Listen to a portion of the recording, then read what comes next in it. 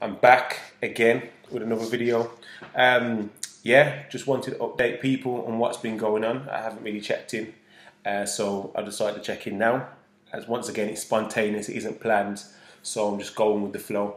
But yeah, I'm back from my injury. I've been to the gym twice this week. I've trained back and shoulders, light sessions. I don't want to put too much strain on my chest. But if you look at my previous video, when I talked about the injury, I was in a bad way. I think it was a slight tear, and I had all bruising on this area. It was all covered, but as you can see, it's all gone, and I'm feeling a lot better. I've just been stretching and taking my time to get back into routine.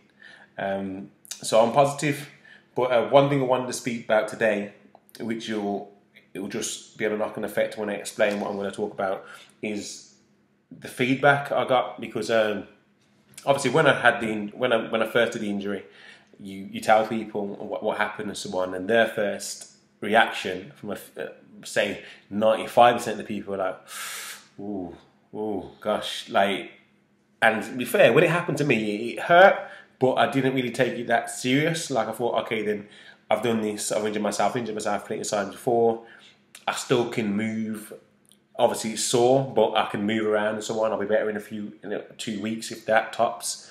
But everyone's reaction was like, oh gosh, this is going to affect this is what's going to happen, like, this is really bad, people have got operations, like. And I felt, it made me feel a bit conscious about what was going on. It made me start overthinking everything and a bit paranoid.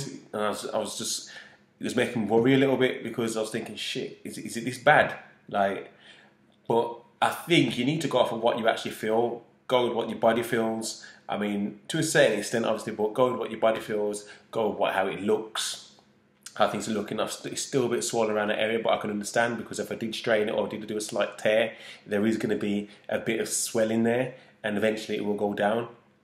But the most positive thing is that I'm feeling better. I can move it. It doesn't hurt me. It's not that restricted. I've got lots of different kind of I've got a big range in it. So, like, it isn't bad. And that's what I have to keep telling myself, because what people were telling me, it was making me feel like it was a lot worse than it was. So it leads into what I want to talk about today, is opinions and what people say. Is that you can't take on what everybody says. Everyone has an opinion, but it's up to you whether you want to take that on. And you need to protect yourself, because sometimes people's opinions can lead you astray and make you think other things. And I think that happens to a lot of people these days, down to social media, down to just face to face. They go off what people think rather than what they think.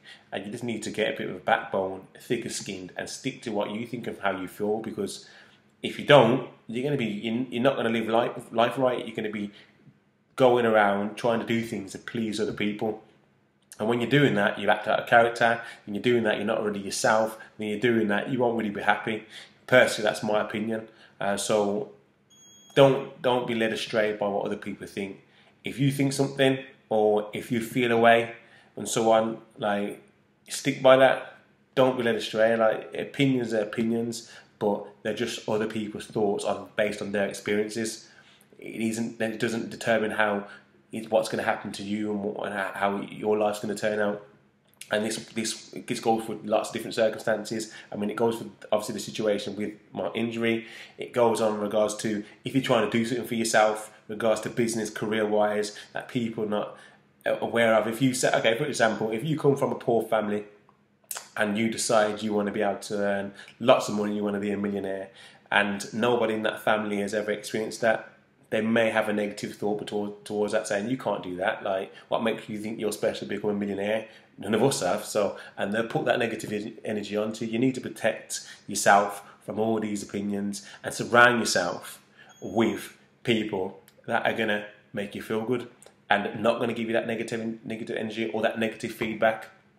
I mean, a lot of the times people just do it out of the conscience of their heart. They're giving their thought across, but it's important to know that it's just an opinion. I keep stressing that because I don't think people realise that, and they take on a lot.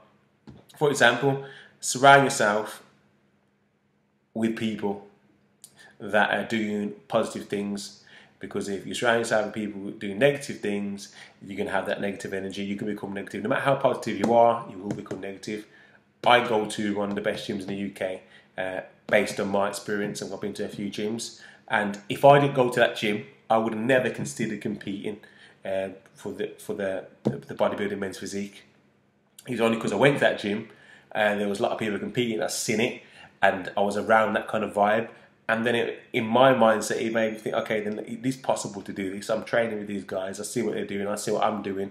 And the energy I was getting back from everybody, it made sense to do it in my eyes. Whereas I went to another gym, I would have never thought about doing this.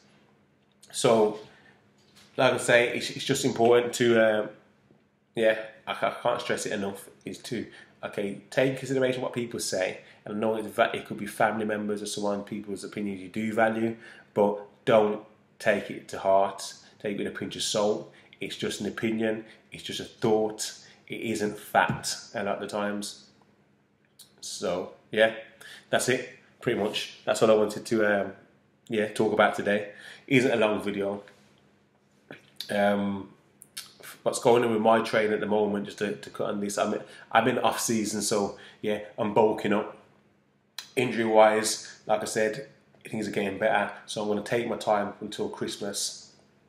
Then I'm just going to put on a bit of size, say Christmas to January and February, say mid-February, and then decide if I want to compete in, say, April.